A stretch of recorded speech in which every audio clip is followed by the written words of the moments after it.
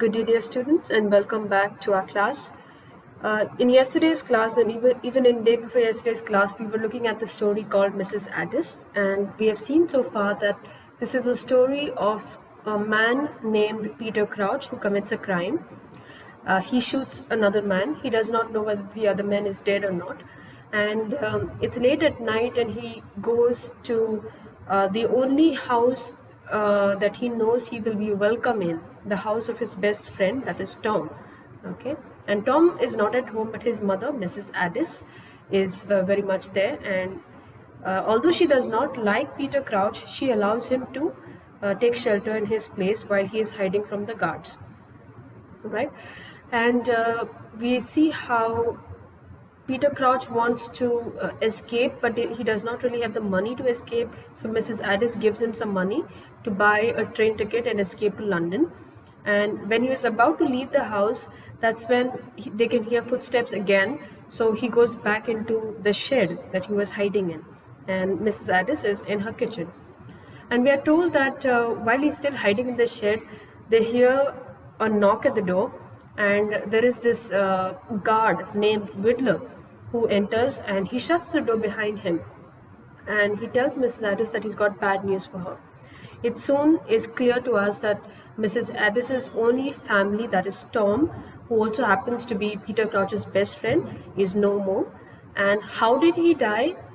We are told that it was actually Peter Crouch himself who had killed Tom, of course, unknowingly. Okay, and Mrs. Addis is aware of the fact that it was Peter Crouch that has killed her only family, her son Tom. Okay, so let's look at it from today's class. We're going to be looking at what does she do. Yesterday we had stopped at around line number 180, and we had stopped at a point where Mrs. Addis is the only woman in that entire place who has the power to save Peter Crouch, because she knows exactly where Peter Crouch is. And of course, now that she has seen the dead body of her son and she has listened to what Whittler has to say, she knows that the killer of her only son is the same man that she has been sheltering. Okay, so what does she do? Does she tell the police about Peter Crouch, or does she not? Let's look at that in today's class. So we are told here, in the shed, Peter Crouch had ceased to sweat and tremble. Strength had come with despair, for he knew he must despair now. Okay, so the minute he hears, because we know that he is in a shed and he can hear each and every word that's going on outside in the house, right? And now that he knows that he was responsible for killing his best friend, and the man that he had shot at was actually Tom, he cannot accept the news. Okay, he's just so stunned with it. Okay, so he's no longer feeling weak that the police will catch him. He's a little strong, but along with that strength is also the sense of despair. Despair is loss of hope. Okay, he's got no hope. He just feels so hopeless right now, and he says, and we are told he must despair now. He must feel hopeless. And why should he feel hopeless? Two things. He has shot his best friend, and the mother of his best friend is the same woman who is helping him to escape, who has given him shelter in her house. How can he ever face that woman again? Okay. Also, even forget about facing Mrs. Addis. How can he live with himself knowing that the only person who loved him so much, that person is no more, because Peter Crouch himself shot that person? How can he live with it? To have shot your own best friend. Okay, and of course he didn't do it knowingly, because we know it was dark, right? But even then, okay, the whole idea is very difficult to live with, right? So he says, besides, he no longer wanted to escape from this thing that he had done. Oh, Tom, and I was thinking it was one of the keepers. Oh, Tom. Okay, so this is what he's thinking. He says, you, of all the people, it was you that I shot and killed, and I thought it was one of the keepers, because we know that Tom used to work in an iron latch farm, right? He was not supposed to be in the Cinderwood where the incident took place. Okay, so he really did not think, that is Peter Crouch really did not think that Tom would be there and he would have shot at him, and Tom would actually die of the injury, right? So of course he's still trying to accept the fact that he shot his best friend. Then we are told, and it was you that got it from me. I don't want to live. So of course the same thing. He says, there were three more people along with you, but you had to get shot. I mean, imagine the amount of bad luck here, and that too you had to get shot, and from me. We are best friends. And he says, I don't want to live. I don't want to live after this. This is terrible, you know. And then there is another temptation that comes to his mind. He says, and yet life was sweet, for there was a woman in Ticehurst, a woman as faithful to him as Tom, who would go with him to the world's end even now. And yet there is this, this rogue in him that says, you know what, I can still escape. And why should I escape? What purpose do I have to escape? What is left for me is that there is a woman that is in love with Tom. Sorry, not Tom, with Peter. Okay, this woman is his girlfriend, so to say, and she loves him as much as Tom used to love him, and she's as faithful to him as Tom was. And we are told that this woman loves him so much that she will still get married to him or have a future with him, even though he is a murderer. Yes, even now that he has murdered somebody, this woman will still love him. She will not judge him. Okay, so his temptation is he can still escape and he can live with her and start a new life. Okay, but then we are told, but he must not think of her. That's what his mind is saying. I should not think of her. He had no right. He must pay with his life for what he had done. So these are his own thoughts. Says, you know what? I deserve to go to jail and be hanged for what I've done. I cannot escape this situation and live a normal life with my girlfriend. I deserve to die. Okay. Now this is inside the shed. Outside the shed, in the kitchen, we have Mrs. Addis was sitting in an old basket armchair by the fire. One of the men had helped her into it. So she was still in that state of shock. So one of the guards that had come, they helped her to sit in that chair, and she's not saying a word. She's just quiet and she's sitting down there. Okay, I'll go around to Iron Latch Cottage and ask Mrs. Gain to come down to you. So Iron Latch Cottage is another neighboring house, and there is Mrs. Gain, who is the lady of that house. And one of the one of the guards says, I'll go and get Mrs. Gain to come here and comfort you, because they are men. They do not know how to comfort a lady, that to a lady that has lost her son. Also, they do not know Mrs. Addis too well. They just know the son, that is Tom. Okay, so Mrs. Gain will be in a better position to comfort her, because obviously she's going through one of her toughest times, right? Then we have here, this is a terrible thing to have come to you, and as for the man who did it, we have a middling good guess who he is, and he shall hang. So this is Widler talking. He says, this is very terrible. You have, you're an old lady, and the only thing that you had with you was your son. And for any woman to have lost her son, it's very difficult. So he says it's very terrible, but we have a very good guess. A middling good guess is quite a good guess as to who this person is, who's the murderer of your son. And that person will hang. That person will definitely be caught and will take him to the police station, and he will hang. Okay, because in that particular land, for killing someone, the punishment was hanging to death, right? So, and then he continues, he says, we didn't see his face, but we've got his gun. He threw it into a bush when he bolted, and I swear that gun belongs to Peter Crouch, who's been up to no good since the day he was sacked for stealing corn. Okay, so the reason they know, and they have a very good guess as to who the murderer is because of the gun. They recognize the gun, because when Peter Crouch shot the man in the dark, he threw the gun and he bolted. Bolted is he ran away from the scene. Right, and so they found the gun that was thrown in the bushes nearby, and they recognized it as Peter Crouch's gun, and they said that fellow was useless. He has been up to no good since the day he was sacked for stealing corn. So in that agricultural land, he was probably working on a cornfield, or maybe he just was passing by that place, but he was sacked, so he had a job.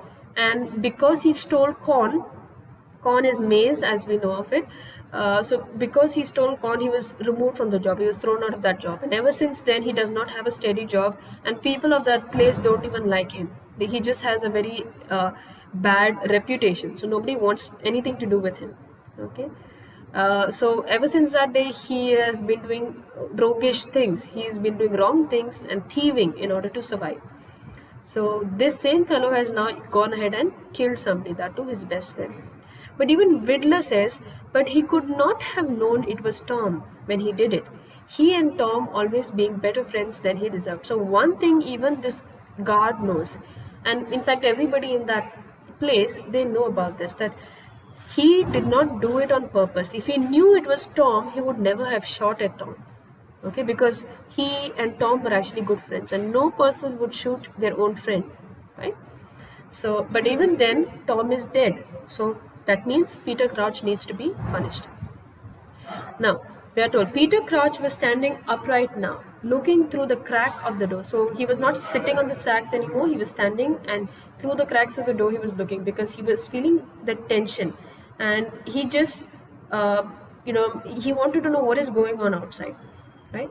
We are told he saw Mrs. Addis struggle to her feet and stand by the table, looking down on the dead man's face. Okay, so Mrs. Addis, you can imagine her state. She is entirely shocked, and at the same time, she's unable to cry or express the fact that she's completely broken. Okay, then we are told that she struggles to her feet. She manages to stand up and stand by the table. So there's a table and she's standing next to it, and probably she's putting a little bit of a weight on the table because on her own she can't stand. The only thing she does is she looks down at the dead man's face. She's looking at the face of her dead son. He saw her put her hand into her apron pocket where she had thrust the key of the shed. So through the cracks of the door, Peter Crouch sees that Mrs. Addis is now putting her hand in her apron pocket. Apron is that, it's like a cloth that you would wear. It's not just a cloth, but yes, if you see a cook, in order not to let the food that he is cooking fall on his clothes, they wear an apron. Not just a cook, even in the kitchen, sometimes your mothers would wear it so that the clothes remain clean under that. Okay, so she was wearing an apron while she was cooking. Right? And in that apron there was a pocket, and she had kept the key in the apron pocket. Okay, the key of the shed, right? Because she had locked the shed. Okay, and he sees that she is gone and she's trying to remove the key from the pocket.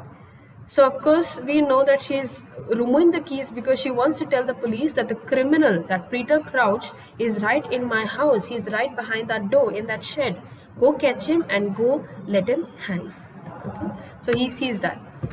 Then we are told, Vidler says, the Boermans have gone after Crouch. So the Boermans, it's a surname again. So this person has gone after Crouch.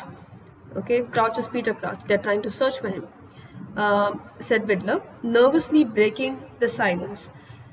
They thought he'd broken through the wood iron latchway. There's no chance of his having been by here. You haven't seen him tonight, ma'am.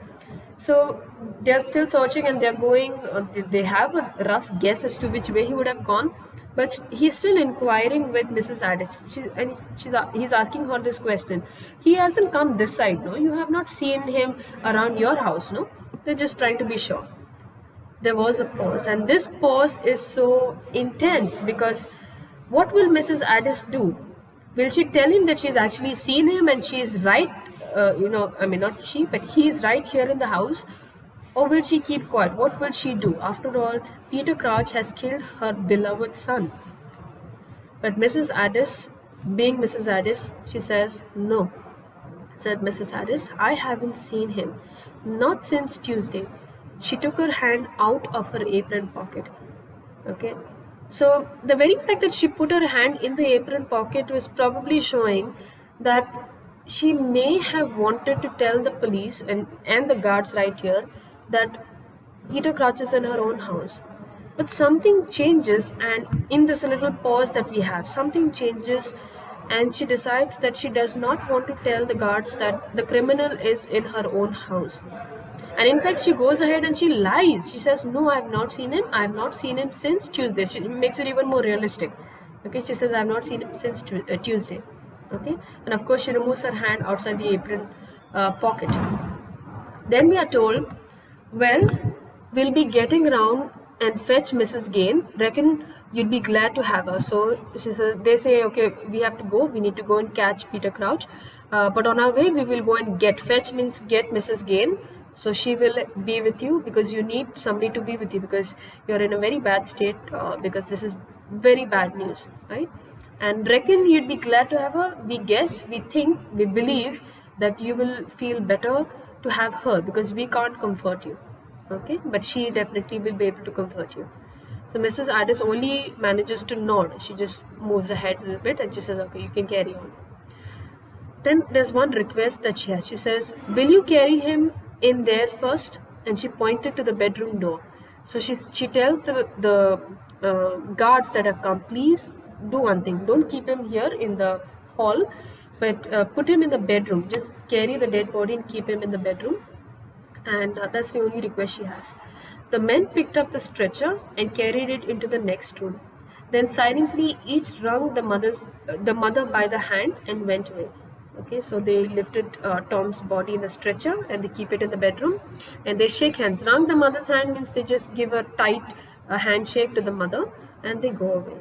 Okay, then we are told, "She waited until they had shut the door. Then she came towards the shed." So what will she do?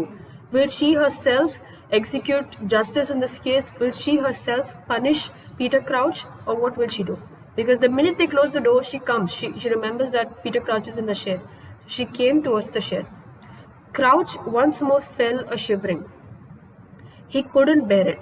No, he'd rather be hanged than face Mrs. Addis. He heard the key turn in the lock and he nearly screamed. So he cannot bear the thought that he now has to look at Mrs. Addis. He says, "It's better for me to be hanged. That is a lot more easier than to face the mother of the man that I have killed. I cannot deal with it. I can't face her." He's so guilty and so repentant, and he just does not know how to deal with a situation like this, and he's dreading it. Okay, he almost screams with the fright and the nervousness that he feels. Okay, so she opens the door, and we are told she did not come in. She removes the lock, but she does not enter the door. She merely unlocked the door, then crossed the kitchen with a heavy, dragging footstep and shut herself in the room where Tom was. And this lady does not even scream at Peter Crouch. She does not say a single word to him. She does not even give him an angry look or nothing. Okay, the only thing she does is she opens the door, she drags herself to the bedroom where her son's dead body is, and she goes into that room and she closes that room. And Peter Crouch cannot understand. He expected her to scream. He expected her to hit him or do something, react in some way to everything that has just happened. And she doesn't do anything. Okay? And Peter Crouch, we are told, Peter Crouch knew what he must do. The only thing she wanted him to do. The only thing he could possibly do. He opened the door and silently went out. Okay, so he says this, he understood. The only thing, he could do was to just get out of that place because that's the only thing Mrs. Addis wanted him to do. Okay, so in the end, we know that Mrs. Addis had a very, very good chance of giving Peter Crouch to the police. And if he were to be taken by the police, he would definitely be hanged. He would die because of his crime. Okay, and it would not be wrong. After all, he deserved it. He killed her only son, the only family that she has, and the son that she loved so much. Okay, and also remember, she's an old lady. He is the only support she will have in her future. He will get married, and then he will take care of her in her old age. He will be there. He would have been there, but now even that is not there. She's just going to be old and she will die on her own because Tom was her only family, and Peter Crouch even took that away from her, and she doesn't even love him. She doesn't love Peter Crouch. She just loves her son more than anything else in the world, which is why she entertains Peter Crouch, which is why she helps him. But at the end, this whole gesture that she has, even though she knows that Peter Crouch, the man she does not like, killed the only man she loved so much, she still allows him to go. She still forgives him. And we are left wondering, why could she have done it? Why did she do this? And what I don't want to tell you the answer to this. For today's class and today's attendance, I want you to comment in the comment box and tell me, why do you think Mrs. Addis allows Peter Crouch to go free? When of course he deserves to be punished. Okay, that is it for today's class. Thank you.